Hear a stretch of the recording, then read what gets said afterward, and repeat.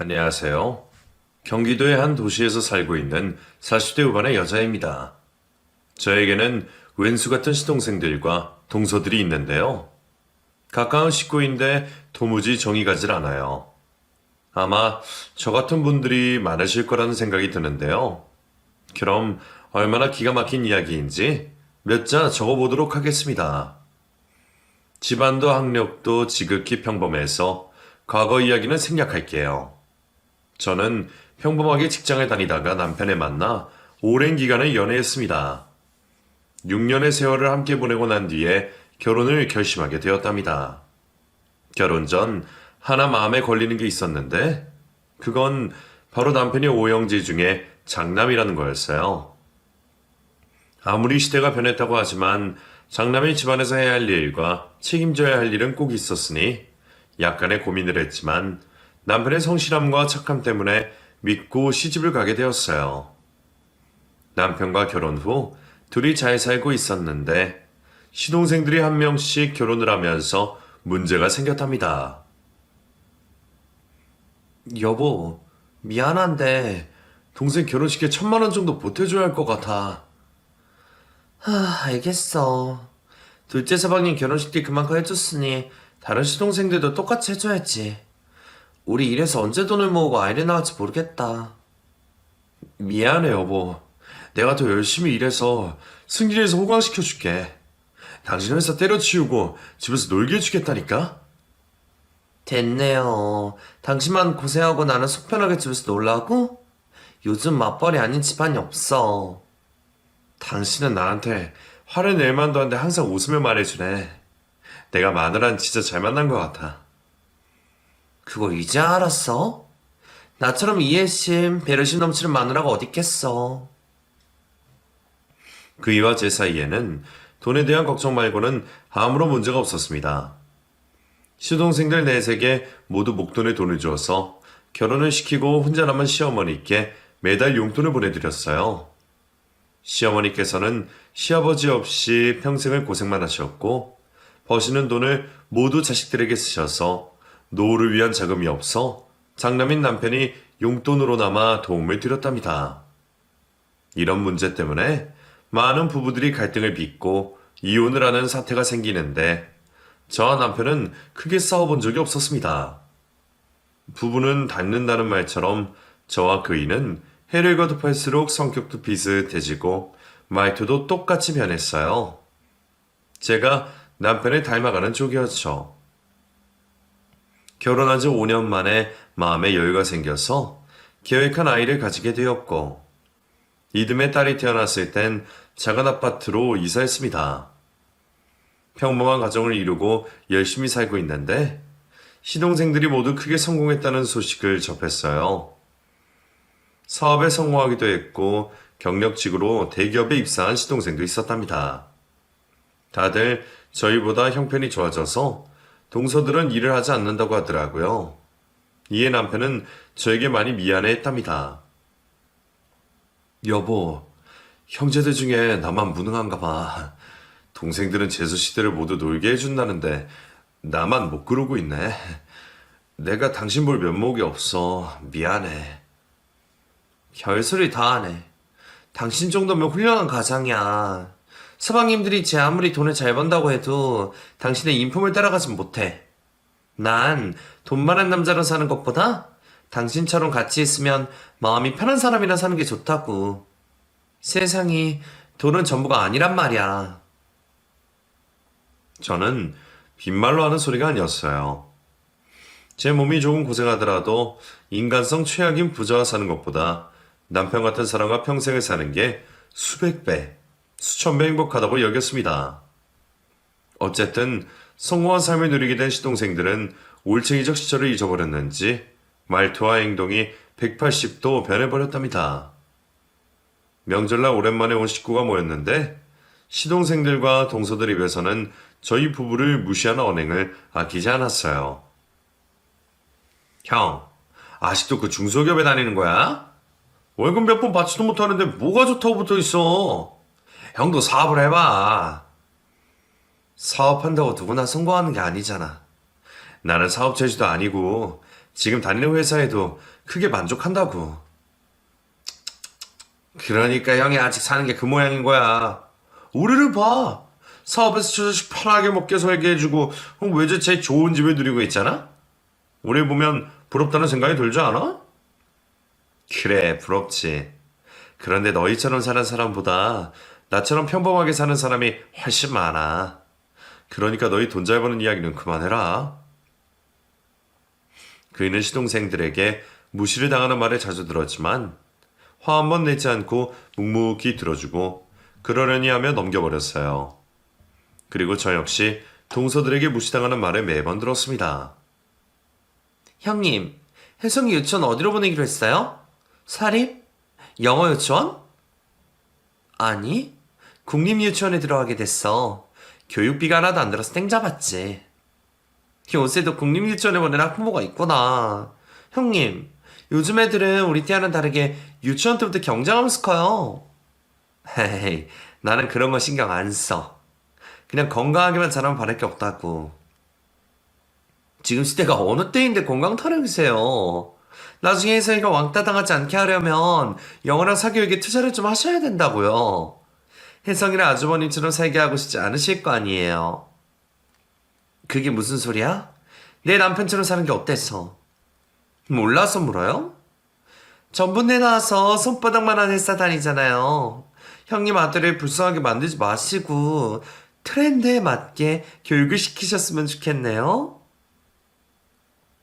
예전에는 동서들이 이런 말을 하면 기분이 나빠서 말다툼을 하곤 했는데 제 성격이 남편이 닮아가면서 한 귀로 흘려버리고 말았습니다. 어차피 길게 대화해봤자 동서들은 자기들 잘난 맛에 사는 사람들이기 때문에 끝까지 저를 무시할 거였으니까요. 이런 동서들은 콧대만 높은 게 아니라 돈으로 서열을 나누고 움직였습니다. 평범한 저의 말은 가볍게 무시하는 게 보통이었고 제 바로 밑에 돈 많은 동서의 말대로 행동하는 게 일상이었습니다. 동서들, 며칠 뒤면 시어머니 칠순인 거 알지? 우리가 모여서 직접 생신상을 차려주는 게 어떨까 싶은데? 형님, 촌스럽게 누가 생일상을 직접 차려요. 그냥 용돈 50만 원씩 보내드리도록 하고 모이지 말죠? 그러자 밑에 동서들이 그 말에 동요하며 저를 꼰대 취급하더군요. 하지만 저는 시골에서 홀로 외롭게 사시는 시어머니를 위해 따뜻한 밥 한 끼 차려드리고 같이 웃고 떠들며 좋은 추억을 만들어주는 게 돈을 드리는 것보다 좋을 거라 생각했습니다. 동서들은 둘째 동서의 말대로 시골에 내려오지 않고 시어머니께 돈을 보내드리는 것으로 끝내더군요. 그래서 제 남편 둘이서만 시댁을 찾아가 생일상도 차려드리고 재미난 나들이도 함께 했습니다. 어머님, 동서들은 다 바빠서 오지 못한다네요. 서운하셔도 이해를 해주세요.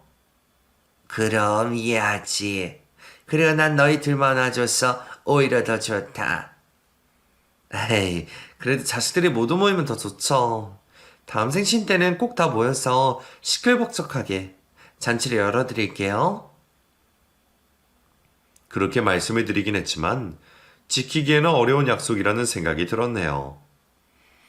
세월이 지나가며 시동생들은 시어머니를 찾아가는 날이 점점 줄어들었습니다. 명절에도 각자의 처가에 간다며 코빼기도 보이지 않더라고요. 동서들은 시어머니께 돈 몇 푼 붙여드리는 것으로 시댁에 가는 걸 생략해버리더군요. 그래서 저와 남편만이 시어머니를 찾아뵙고 자식 노릇도 해드리고 말동무가 되어 실컷 웃게 해드렸습니다. 그런데 얼마 뒤 시동생들이 중요하게 할 말이 있다며 시댁에서 모이자고 하더군요. 무슨 큰 문제가 있나 싶어 걱정되는 마음으로 시댁에 찾아갔는데 시동생들이 같이 사업을 크게 하고 싶다는 말을 꺼냈답니다. 형, 엄마, 우리끼리 이미 이야기가 되어 있었는데 아무래도 두 사람에게도 기회를 주면 좋겠다 싶어서 이렇게 다 모인 거야. 뭔데 그렇게 비장하게 말하는 거야? 뭔진 모르겠지만 말해봐. 형, 우리 사업을 같이 해보는 게 어때? 내가 구상은 다 해놔서 형이랑 엄마는 투자만 해주면 돼. 뭐야, 지금 너네 사업한다고 투자하라고 부른 거니? 야, 엄마. 내가 돈이 어디 있고 엄마가 무슨 돈이 있냐. 사업은 너희들끼리 하든가 해라. 형, 내가 구상한 아이템 무조건 대박이야. 투자만 하면 매달 돈 받아서 하게 될 거라고. 돈이 없으면 대출을 받으면 되니까 엄마랑 형이 3억씩 마련해서 우리 사업에 도움을 주는 게 어때? 그러자 남편은 이미 대출금을 갖고 있는 사정을 설명하고 추가 대출이 어렵다는 말까지 해줬습니다. 그리고 시어머니도 담보 하나도 없고 모아둔 돈도 없는데 어떻게 3억이라는 돈을 마련하겠느냐며 미안하지만 함께 할 수 없다고 하셨어요. 저야 뒤에서 가만히 듣고 있었는데 당연한 대답이 나와서 아무렇지 않게 있었죠. 그런데 시동생들이 짜증을 내며 남편과 시어머니에게 비난하는 말들을 쏟아내더라고요. 형은 그 나이 먹고 나지 그 모양이야? 쪽팔리지도 않아? 꼴랑 3억 대출 받는 게 어려워. 그냥은 무난하게 사는 게 좋은가 보지. 그냥 우리끼리 하자. 돈이야 다른 데서 구하면 되잖아. 그러자. 우리가 괜히 찾아온 것 같다? 그런데 엄마, 진짜 한 푼도 없는 거야? 우리한테 줄 유산 같은 거 없어? 아니다. 내 괜한 말을 했네. 일상 거지처럼 살아온 사람한테 기대를 하는 게 아니었어. 시동생들이 선 넘는 말을 해서 남편이 따끔하게 한 소리 하더군요. 이 녀석들아, 그게 무슨 말버릇이야. 엄마는 우리 오형제들 키우느라 평생을 희생하셨어. 너희들이 번듯한 사업을 하고 잘 살게 된 건 모두 엄마의 공이라고. 웃기는 소리 하네. 엄마 우리한테 지금 뭐가 있다고 그따위 말을 해? 지긋지긋한 가난에 얻어이게 해서 우리가 발버둥을 치고 악착같이 살아서 이뤄낸 걸 결과라고. 형은 거지처럼 사는 게 익숙한지 몰라도 우리는 아니야. 아휴, 마음대로 생각해라. 다 큰 놈들한테 화를 내봐야 뭘 하겠니? 엄마 괴롭히지 말고 그만 가봐라. 시동생들이 짜증을 내며 자리를 박차고 일어나자 이번에는 동서들이 저에게 막말을 시작했습니다. 형님 인생도 참 딱하네요. 능력 없는 남편하고 하루살이처럼 사시니 불쌍하다고요. 내가 형님이었으면 당장 이혼했을 겁니다. 맞아요, 형님. 남자라면 응당 마누라를 고생시키면 안 되는 거잖아요. 그런데 형님 얼굴 보면 고생을 얼마나 많이 하는지 보인다고요. 그러자 막내 동서가 형님들, 원래 부부는 끼리끼리 만나는 법이에요. 아주버님이 저 모양이니 큰형님도 이 모양인 거라고요. 라며 제 화를 돋우더라고요. 저는 최대한 얌전하게 동서들에게 조언을 읊었습니다. 동서들, 지금 못들하는 거야. 니들이 뭔데 내 남편을 욕하고 내 인생 처지를 걱정하는 거야? 나와 남편 행복하게 잘 살고 있고 아무런 문제도 없어. 동서들한테 욕먹을 짓 하지 않았으니까 훈계하듯이 막말 좀 하지 마. 부탁 좀 할게. 제 말을 들은 동서들은 하나같이 혀를 참아 비웃었어요. 저에게 꼭 가진 거 없고 빈티나는 사람들이 자존심만 세서 조언을 귀담아 듣지 않는다고 하더라고요. 말이 통하지 않을 걸 알았기 때문에 더는 동서들과 말을 섞지 않았습니다.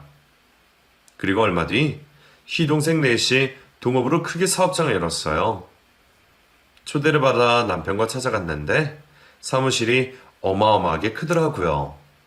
또 인테리어는 얼마나 화려하게 장식했던지 있는 돈을 다 쏟아부은 것 같았네요. 사업장에는 많은 손님들이 와서 발디딜 틈이 없었고 음식을 준비하고 치울 일손이 부족한 것 같아 제가 팔을 걷어붙이고 도와주기 시작했습니다. 동서들은 다들 화려한 옷을 뽐내며 와인잔을 들고 사모님 놀이를 하고 있었죠. 이윽고 아주머니들을 도와주는 저를 본 동서들이 뒷담화를 시작했습니다. 형님, 큰형님 좀 보세요. 일하는 아줌마들이랑 섞여있으니까 구분이 가지 않네요? 사람은 생긴 대로 사는 법이지. 누가 보면 식모가 따로 없어 보이지 않아? 우린 저렇게 되지 말자. 형님, 좀 전에 누가 큰형님이 누구냐고 물어서 저 이제 파출부라고 말해줬는데 저런 거 맞나요? 그럼 아주 잘했어. 우리랑 동서지간이라는 게 알려지면 좋을 게 뭐가 있겠어? 안 그래도 큰아주버님이랑 형님이 여기 온 게 불만이었다고. 멀찌감치 떨어져서 말 섞지 말자. 누가 물어보면 파출부 아줌마라고 둘러대고 소개 같은 거 해주지 말고. 동서들이 심한 말을 하며 저를 무시하는데 기분이 언짢고 화도 났습니다. 하지만 사업장에서 큰 소리 내는 게 실례였으니 가만히 참고 있었어요. 그리고 남편 역시 시동생들에게 똑같은 무시를 당하며 어색하게 서 있더라고요. 그래서 조금의 시간이 지나고 그의 손을 잡고 사업장에서 나왔습니다. 저희가 간다고 인사를 했는데 시동생들과 동서들은 들은 채도 하지 않더라고요. 저희가 부끄러우면 초대를 하지 말지 뭐하러 불렀나 싶었습니다. 시동생들의 사업은 시작과 동시에 크게 번창했어요. 동서들은 전부 다 색이 좋아졌다며 명품 쇼핑을 하고 나서 꼭 저에게 카톡으로 자랑을 했답니다. 형님, 이 가방 어때요? 500만원짜리인데 꽤 쓸만해 보이죠? 예쁘네. 그런데 너무 비싼 거 아니야? 형님 쓰시면 비싸겠죠. 저한테 이 정도는 껌이에요? 그래. 좋겠다, 동서. 부러우면 부럽다고 하세요. 형님은 평생 이런 가방 매볼 일 없으니 얼마나 부럽겠어요? 동서, 난 명품에 관심이 없어. 괜한 말 하지 말고 다음에 연락하자. 명품에 관심이 없는 게 아니라 못 올라갈 나무라서 포기하고 사시는 거 아닌가요? 여하튼 우리들은 이렇게 잘 살고 있어요. 다음에 또 안부 연락 드릴게요. 안부가 목적이 아닌 저를 무시하고 짓밟고 싶어서 연락한 게 분명해 보였죠. 동서들 나이가 40을 넘겼는데도 철딱선이 없는 행동과 말에 안타까움이 들곤 했답니다. 저는 매년 시댁에 가서 김장을 해서 그해 겨울에도 변함없이 시어머니와 김장할 계획이었어요. 동서들은 김장값을 시어머니께 드리고 김치를 얻어먹었는데 이번에도 시댁에 내려오지 않겠다고 하더군요. 그래서 저 혼자 시댁에 내려갔더니 시어머니가 몸이 편찮으셔서 누워 계셨습니다.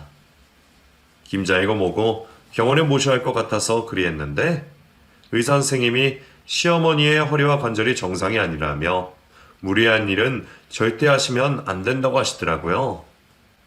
그래서 약을 처방받고 시댁으로 돌아왔답니다. 시어머니는 배추가 200포기나 준비되어 있어서 저 혼자 김장을 하기 무리가 있다며 일어나시려 했어요. 어머님, 의사 선생님 말씀 못 들었어요? 지금 몸도 안 좋으신데 김장까지 하시면 쓰러지실 거라고요.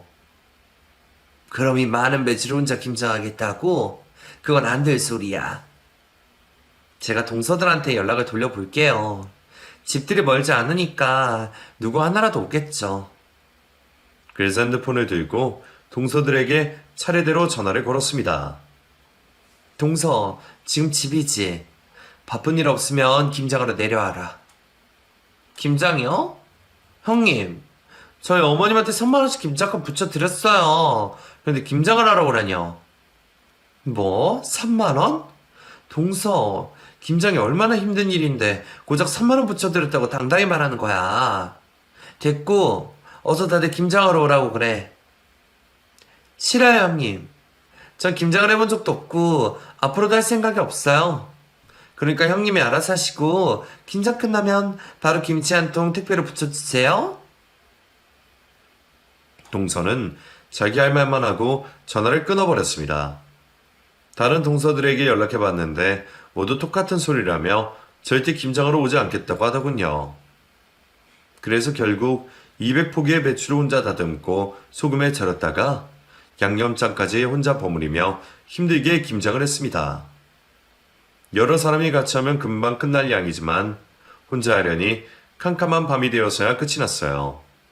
그리고 동서들에게 김치를 택배로 붙이고 나서야 시어머니와 김치와 밥을 먹을 수 있었습니다.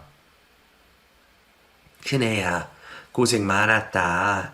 오늘 푹 자고 내일 올라갈 거지? 어머님, 저 여기서 며칠 지내려고요.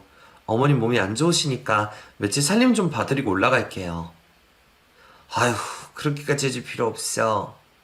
오늘도 혼자 개고생했는데 나까지 걱정하느냐? 오늘 혼자서 힘들긴 했지만 재미는 있었어요. 그런데 어머님이 한 것보다 맛은 없을 테니까 감안하고 드시도록 해요. 그게 무슨 소리냐? 그네 네가 혼자 하니 김치가 얼마나 맛있는데. 내가 여태껏 먹어본 김치 중 최고로 맛있다. 입에 맞으시다니 다행이네요. 내일은 돼지고기 좀 사와서 제대로 먹어야겠어요. 그렇게 시어머니 곁에서 며칠 동안 머물며 살림도 봐드리고 병원도 모시고 오갔습니다. 저는 내친 김에 시어머니께 내시경 검사도 시켜드렸어요. 다행히 뼈와 관절을 빼고는 괜찮다고 했답니다. 며칠 뒤 김치 택배를 받은 동서들에게 연락이 왔어요. 저는 감사 인사를 할 줄 알고 기분 좋게 전화를 받았는데 동서가 하는 말은 저를 기막히게 했습니다. 형님, 김치 맛이 왜 이래요? 작년 거보다 맛이 없어요. 뭐? 맛이 없다고? 나 혼자 해서 맛이 별로인가? 네, 진짜 맛없어요. 한 입 먹고 그냥 버렸다고요. 버렸다고? 동서, 너무하네. 내가 혼자 김장한다고 얼마나 고생했는지 알아? 그런데 사랑성이를 무시하고 김치를 버려? 아, 몰라요. 난 김장가 드렸으니까 다시 해서 보내주세요. 동서, 그거 지금 말이라고 하는 거야? 어쩜 그렇게 생각 없이 말하니? 돈 드릴 테니까 다시 해주세요. 다른 동서도 김치 다 버렸다니까 새로 해줘요. 제가 대답을 하기도 전에 전화를 끊어버렸습니다. 어지간하면 혼자 삭히고 말았을 텐데 그날은 기분이 너무 나빠서 시어머니께 넋두리 늘어놓았어요. 제가 결혼 생활을 10년 동안 하며 시동생들 결혼할 때마다 목돈을 줬던 일, 동서들에게 무시당하며 살았던 일 등등 제가 상처받았던 순간들을 시시콜콜 고자질했죠. 큰애야, 나도 안다. 네가 자존심을 접어두고 희생하고 헌신했던 걸 말이야. 그래서 내가 너를 위해 선물을 준비했다. 이거 받거라. 시어머니가 돈 봉투를 꺼내길래 손사래를 치며 거절했습니다. 어머님, 돈은 제가 드려야죠. 어머니 형편도 여의치 않은데 왜 이런 걸 준비하셨어요? 도로 넣어두세요. 이거 돈 봉투 아니야. 내 마음의 선물이라고. 아, 돈이 아니었어요? 그럼 뭔지는 모르지만 감사하게 받겠습니다. 저는 얇은 봉투를 열고 접혀 있는 종이를 꺼내 들었어요. 그리고 활짝 펴보았더니 건축물 대장이었어요. 어머님, 이게 뭐예요? 제 이름이 여기 왜 쓰여 있는 거죠? 그야, 네가 건물주니까 네 이름이 써 있는 거지. 큰애야, 내 선물이 마음에 드냐? 저는 이게 무슨 일인지 이해되지 않아 계속 갸우뚱거리며 어떻게 된 일인지 여쭈었답니다. 그러자 시어머니는 숨겨왔던 이야기를 꺼내셨어요. 내가 평생 허드렛 일만 하고 살았던 건 알지? 아들 5을 키우고 장가 보내느라 고생을 참 많이 했지. 여윳돈이 거의 없어서 생활이 빠듯하게 살았는데 50년 동안 조금씩 저축했던 돈으로 10년 전에 땅을 사두었단다. 물론 싸고 크지도 않은 땅이었지. 그런데 재작년에 그 땅을 주변으로 개발이 시작되면서 가치가 수천 배로 올랐다는 연락을 받았어. 부동산하는 양반이 내 인생이 노났다며 땅을 팔라고 하더구나. 그래서 수십억의 땅을 팔고 여기서 좀 떨어진 상가를 사들였어. 그리고 건물은 매년 빠르게 가치가 상승해서 지금은 100억 원대까지 되었단다. 어머님, 그런 짓을 왜 저한테 넘겨주신 거예요? 난 그 건물을 사들였을 때부터 너에게 줄 생각이었다. 다른 자식놈들은 잘 먹고 살기도 하고 싸가지 없는 것들이라 주고 싶지 않아. 진작부터 너에게 줄 마음이었으니까 기분 좋게 받아주거라. 하지만 저는 너무 큰 재산을 받는 게 부담스럽고 내키지 않았습니다. 시동생들과 동서들이 알면 난리가 날 것 같으니 유산을 분배해서 나눠주는 게 어떻겠느냐며 여쭈어봤답니다. 큰애야, 내 유산은 온전히 너만 받았으면 좋겠다. 네가 내 아들과 결혼해 10년 동안 나를 행복하게 해줬잖니. 내 평생 기쁘고 좋았던 순간에 꼽자면 모두 너와 함께한 시간이었다. 그리고 네가 이 재산을 허투루 쓸 애가 아니니 믿고 주는 거야. 어머님, 제가 그 정도였어요? 그럼 염치 없지만 이 재산 받겠습니다. 대신 어머님을 모시고 살게 해주세요. 이제 저도 여유가 있는 삶을 누릴 수 있게 되었으니 어머님을 건강하게 해드리고 더 많이 웃게 해드리고 싶어요. 나랑 살면 더나 역시 행복하지. 고맙구나, 은혜야. 그렇게 시어머니의 재산을 감사히 받기로 했답니다. 이 사실을 남편에게 알렸더니 믿을 수 없는 일이라며 호들갑을 떨기도 했고 시동생들과 재산을 나누어 갖는 게 좋겠다는 말을 하더군요. 여보, 나 이 건물 누구에게도 나눠주지 않을 거야. 내 명의로 된 내 건물이라고. 그래, 당신 거니까 당신 마음대로 해. 나 절대 당신 동생들과 동서들에게 한 푼도 나눠주지 않을 거야. 그동안 시어머니가 우리를 엄청 무시하고 괄시했던 거 똑같이 되갚아 줄 거라고. 난 무조건 당신 말에 동의할 테니까 마음대로 하세요. 그럼 우리가 엄마를 모시고 사는 거야? 벌써 좋은 주택집을 알아놨어. 거기서 우리 셋이 살 거니까 바로 이사 준비하자. 며칠 뒤 저희가 이사를 떠나고 재산 사실이 알려지면서 시동생들과 동서들이 찾아왔습니다. 예상대로 다들 화가 잔뜩 난 얼굴이었어요. 형님, 우리한테 이러실 수 있어요? 어머님이 숨겨둔 재산이 있다는 것도 배신감이 드는데 그 큰 재산을 혼자 꿀꺽하는 게 말이 됩니까? 맞아요, 형님. 건물이 100억 원 나간다던데 혼자 그걸 가지려고 하다니 욕심이 좀 많으세요? 이래서 없는 것들이 돈 맛을 보면 더 무섭다는 거예요.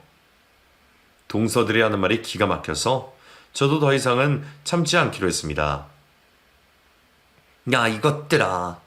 내가 니들한테 뭘 그리 잘못했냐? 그동안 니들의 행동과 말들을 꼭 참아왔는데 오늘부터는 그렇게 안 할 거야. 이 싸가지 없고 이기적이고 돈에 미친 것들아. 잘 들어.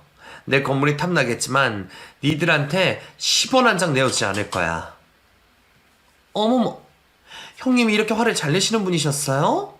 진짜 돈에 미쳤나 보네. 형님, 재산을 똑같이 나누지 않으면 저희도 가만히 있지 않을 거예요? 가만히 있지 마. 뭘 하든 상관 안 해. 그러자 시동생들이 남편에게 재산을 나누지 않으면 고소를 하겠다며 으르렁댔습니다. 자기들이 받아야 할 당연한 권리라며 큰 소리를 쳐댔죠. 하지만 남편은 제 의견을 존중해줘서 시동생들에게 절대 재산 나눌 일이 없으니 고소를 하라고 대답하더라고요. 그래서 결국 시동생들이 저를 상대로 고소를 했습니다. 저는 시어머니가 소개해준 변호사와 법정에 들어갔어요. 여러 이야기들이 오갔지만 재산을 넘겨준 시어머니가 판사님에게 간곡하게 부탁을 하셨답니다. 당신의 재산을 누구도 아닌 큰며느리인 제가 모두 가지길 바란다면서 말이죠. 결국 시어머니와 저의 바람대로 재판에서 이기게 되었습니다. 시동생들과 동서들은 악을 써대며 욕을 퍼부어대더라고요. 형님, 인생 그렇게 사는 거 아니에요. 그지처럼 살 때는 우리 앞에서 큰 소리 한번 치지 못하더니 큰 재산이 생겼다고 이렇게 막 나오시니 어이가 없다고요.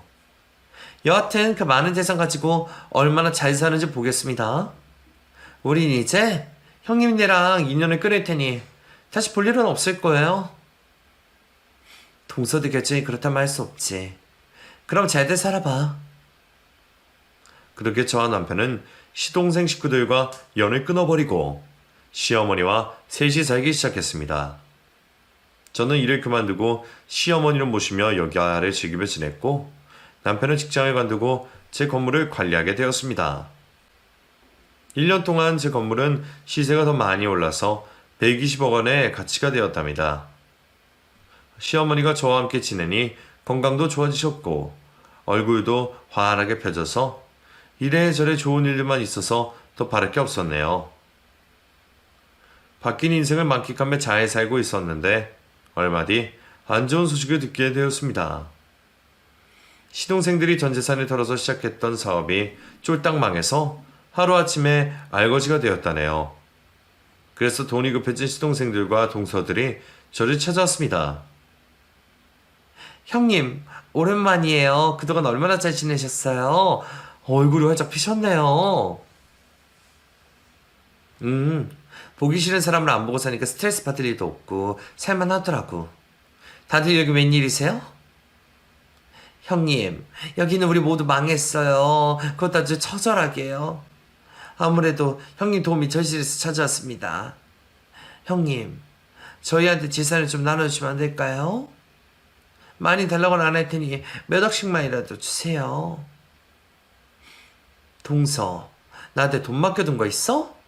어디서 돈 내오느라고 지랄이야. 다음 주에 저를 찾아와서 협박하는 거야? 이거 무서워서 안 되겠네. 경찰을 부르든가 해야지. 형님, 무슨 말씀을 그렇게 하세요? 우린 협박하러 온 게 아니라 부탁을 하러 온 거예요. 어쨌든 나는 니들한테 줄 돈 따위는 없어. 그럴 돈 있으면 불우이웃을 돕고 말 거라고. 서방님들 그렇게 잘난 척하더니 꼴 좋습니다. 내 남편은 그렇게 괄시하더니 결국은 이렇게 됐네요. 다들 꺼지세요. 소금 뿌리기 전에. 그러자 시동생들과 동서들이 더러워서 그냥 간다며 떠났습니다. 하지만 하루 만에 다시 찾아와 돈이 절실하게 필요하다며 구걸하기 시작했습니다. 형님, 저희 좀 도와주세요. 다들 빚더미에 앉아서 당장 길바닥에 나앉게 생겼다고요. 그럼 길바닥에 앉아서 살면 되잖아. 형님, 저희 농담할 기분 아니에요. 형님 건물값이 120억이 넘는다면서요. 그 많은 재산을 가졌으면 조금이라도 베풀어 주실 수 있는 거 아닌가요? 돈 맛을 보더니 헷가닥해서 동생들이 눈에 들어오지도 않아요? 내가 니들한테 돈을 왜 주지 않는다고 생각해? 내 욕심이 많아서? 절대 아니거든. 니들이 그동안 나와 내 남편 그리고 시어머니가 어떻게 됐는지 생각해봐. 그럼 내 마음을 조금은 알 수 있을 테니까. 여기 와서 아무리 돈 달라고 협박해도 난 눈 하나 깜짝 안 하니까 찾아오지 마. 그러자 시동생 하나가 무릎을 꿇더군요. 자, 다들 무릎 꿇어. 지난날에 사과하는 게 우선이라고. 이윽고 나머지 시동생들과 콧대 높은 동서들이 처량하게 무릎을 꿇었습니다. 하지만 그건 일종의 쇼였어요. 어떻게든 돈만 받으면 그만이란 생각을 가졌으니 말이죠. 그래서 전 눈앞에 있는 인간들의 머리 위에 앉아 생각을 정리하고 말했습니다. 그렇게 돈이 필요하면 나한테 잘 보여봐요. 서방님들은 제 남편 밑에서 건물 청소랑 경비를 해서 월급쟁이로 살아봐요. 정신 차리고 열심히 일하면 내 마음이 열려서 재산을 나눠줄지도 모르겠네요. 그리고 동서들은 우리 집에 파출부로 일하도록 해. 자기들이 날 파출부 취급했으니 직접 파출부가 돼서 살아보면 재밌을 것 같아. 어머님을 편안하게 해주는 식모가 되어준다면 내 마음이 열려 재산을 크게 떼어줄지도 모르니까. 결정은 여러분들이 알아서 해. 형님, 저희더러 파출부로 일하라고요? 그리고 시동생들을 경비로 쓰겠다니 진짜 너무하시는 거 아니에요? 너무하다 싶으면 그냥 돌아가면 되잖아. 내가 억지로 시키는 것도 아닌데 흥분할 필요 없잖아? 그럼 난 하고 싶은 말 다 전했으니 돌아가서 고민을 해봐. 그러자 식구들은 자리를 박차고 성질을 내며 돌아갔습니다. 어차피 기대도 하지 않았기 때문에 실망하지 않았답니다. 그런데 돈이 많이 급했는지 이틀 뒤에 다시 찾아와서 일을 하겠다고 하더군요. 남편은 시동생들을 건물 청소와 경비를 시키게 되었는데 제대로 하지 않으면 가차없이 잘라버리겠다고 으름장을 놓았습니다. 저 역시 파출부로 제대로 일하지 않거나 시어머니 심기를 건드리면 무조건 잘라버리겠다고 통보했답니다. 처음 파출부를 시작한 동서들은 서로에게 일을 떠넘기며 제대로 하지 않더라고요. 동서, 지금 일하기 싫어서 밑에 사람한테 떠넘기는 거야? 아니에요, 형님. 셋째가 요령 피워가며 일하길래 제가 일을 따라줬어요? 누구 마음대로 일을 시켜. 여기 네 사람 모두 이 집 식모야. 주인은 어머님과 나니까 우리가 시키는 대로나 해. 네, 죄송해요, 형님. 그런데 언제까지 파출부를 해야 해요? 언제쯤 재산을 나눠줄지 기띔이라도 해주시면 안 될까요? 누가 재산을 나눠준대? 니들이 하는 거 보고 생각을 해보겠다고 했지 내 돈을 준다고는 하지 않았다고? 그럼 안 줄 수도 있다는 거예요? 형님, 진짜 너무하시네요. 그럼 나가. 여기서 동서집을 잡을 사람 아무도 없어. 다른 동서도 하기 싫으면 나가? 아니에요, 형님. 저희는 여기서 계속 파출부로 일할 겁니다. 둘째 형님, 큰형님한테 대들지 마세요. 괜히 저희까지 피해보잖아요. 동서들은 자기들끼리 몇 날 며칠을 싸우다가 이내 마음에 모든 걸 내려놓았는지 완전한 식모가 되었답니다. 큰형님, 식사 준비 다 됐어요. 어머님, 어서 나오세요. 우리 며느리들이 담 앞에서 밥을 차려주니 더할 나위 없이 기쁘구나. 고맙다, 얘들아. 어머님, 그렇게 조심해 형님한테 재산을 나눠주라고 부추겨주세요. 그걸 왜 나한테 부탁하니? 큰애가 알아서 해줄 일이니까 마음을 비우고 기다리도록 해라. 어머님이 좀 나서주시면 안 돼요? 언제까지 이렇게 식모 노릇을 해야 하는 건지 모르겠단 말이에요. 그럼 다 때려치우고 나가거라. 아무도 너희를 잡지 않는다고. 시어머니 역시 저와 똑같이 동서들을 굴리셨습니다. 어머님은 매 끼니마다 드시고 싶은 걸 요구하셨고 맛이 없는 반찬이 있으면 가차없이 버리라고 하셨답니다. 시동생들과 동서들은 몇 달 동안 잘 버텼습니다. 돈이 궁하니 파출부와 경비로 일해서 월급을 받아 사는 게 나쁘지만은 않았을 테죠. 어느새 겨울이 성큼 다가와 김장철이 왔어요. 저는 배추를 1000포기 주문해서 마당에 쌓아두었답니다. 동서들은 쌓인 배추를 보고 넋이 나가버렸어요. 동서들, 놀란 거야? 김장할 사람이 넷이나 있으니 이 정도는 해야 하지 않겠어? 넷이요? 그럼 저희끼리만 김장하는 건가요? 당연하지. 식모들이 있는데 주인까지 나서야겠어?